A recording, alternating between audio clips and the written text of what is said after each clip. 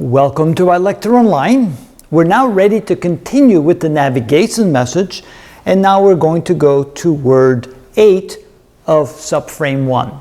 So we still have a long ways to go, but now when we go to word 8, 9, and 10 in subframe 1, we're going to be encountering all kinds of parts of the navigation message that is helpful in determining the exact time on the satellite and then being able to make adjustments to the ephemeris data, as it's only good for a very short period of time, and over time that ephemeris data begins to diverge from the true ephemeris data.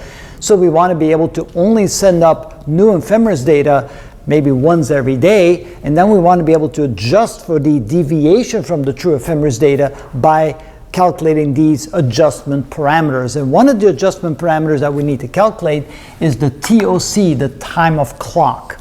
Now the time of clock takes up 16 of the 30 bits of the word 8. The last 6 bits are the parity bits, and the first 8 bits are the 8 LSBs of the 10-bit IODC. Now you might remember that from an earlier video because we talked about the IODC in video number 32, so go back there for the details, because it is in word 3 of subframe 1 that we have the 2 most significant bits of that 10-bit IODC. Remember, the IODC stands for the issue of data clock. And so here are the remaining 8 bits that need to be accounted for, which is found in word 8. Now the variable that we're really interested in word 8 is what they call the TOC, which takes up 16 of the 30 bits in that word. Now the TOC stands for the time of clock, and the units are in seconds, and it takes these 16 bits. Now what is contained in those 16 bits? Well, it contains all of the seconds for an entire week. Now, there are 86,400 seconds in a day, times 7 gives us 604,800 seconds. So those 16 bits need to hold information of enough seconds for an entire week, and it turns out that with 16 bits, you can't really do that. So, how do we compensate for that? Well, we lop off the initial 4 bits. We really would need a 20-bit window or a 20-bit capacity in order to be able to keep track of all 604,800 seconds. But the problem there is we don't have that space, and luckily it doesn't need to be that accurate. So we can actually lop off the first 4 bits and only consider the last 16, or the most significant of the 20 bits that would be necessary to account for all the seconds in a week.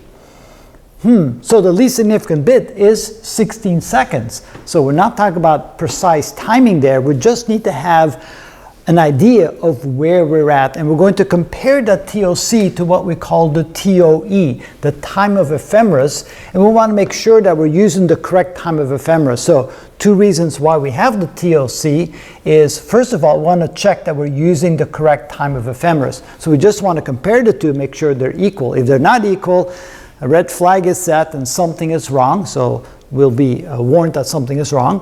So it's simply, is it the same or not? Secondly, and it doesn't have to be that accurate. We can be several seconds off and it wouldn't even matter. You just want to make sure that the time is equivalent between the TOE and the TOC. It is also used to adjust for the SV time to keep the ephemeris data as accurately as possible. So here is where some accuracy is necessary. And the reason why we need that is when we send to the satellite the ephemeris data, and that is done probably in 4-hour chunks for an entire day. So that would be 6 4-hour chunks where we calculate on the ground what the exact position will be of that particular satellite. So it has all the ephemeris data, its orbital data and all that, very, very accurately for a very short period of time. And so we say that, for example, in the middle of that 4-hour period right there, that's when we know the exact ephemeris information, parameters. But of course, exact, as close as possible to an exact. But then we realize that over time, that deviates because of the orbital motion not being exactly what we expect. We need to recalculate it. There's going to be some deviation between what we send up and what it actually is an hour, 2 hours later. So we need to be able to calculate that delta t, and that is done as with TOC as one of the parameters in the calculation. We'll show you the details later. It turns out that this is kind of like a parabola, And so we can come up with a parabolic equation, a second order equation, where TOC is one of the variables used in that equation. So we'll see later how it's being applied. But we just need to understand in this case that we're now going to use the 16 most significant bits of the 20 bits necessary to express a number this big. Now, notice that the range of the TOC goes from 0 to 604,784. Now, 604,784 plus 16, that is one more bit right here, gets us back to 604,800, which sets us back to 0, and then the whole count starts over again every week. So as soon as we add 16 to that, the least significant bit of those top 16 bits, we get back to 0, and then we come back up to this number. So that's how the number is being kept track of, the TOC, the time in seconds, which again is repeated every 7 days or every week.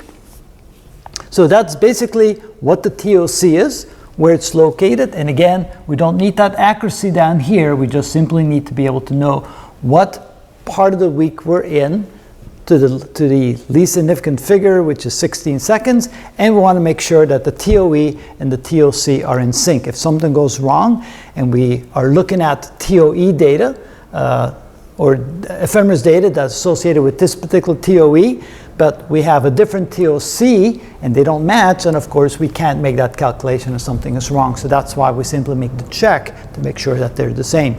So that's what it is, and then of course we're going to look at a little bit more detail of exactly how it's applied in the videos to come.